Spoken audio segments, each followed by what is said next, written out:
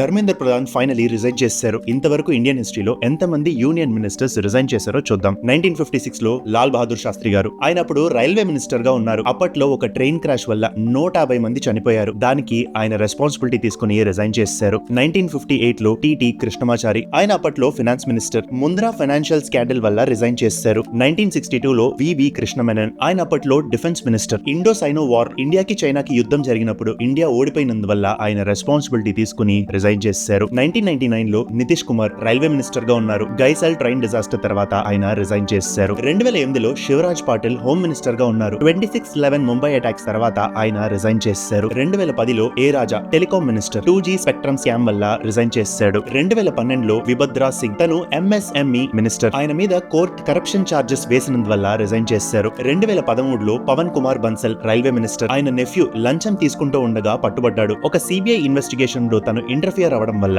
Supreme court ఆయన్ని point out చేసింది. అందుకు ఆయన రిజైన్ చేశారు. 2018 MJ Akbar external affairs minister, అప్పుడు #MeToo అనే మూమెంట్ జరిగింది. అప్పుడు తన మీద సెక్షువల్ హరాస్మెంట్ కేసెస్ పెట్టడం వల్ల రిజైన్ చేశాడు. అండ్ 2026 లో ధర్మేంద్ర ప్రధాన్ ఇన్ఫర్మేషన్ ని తప్పకుండా ఒకరితో అయినా షేర్ చేయండి.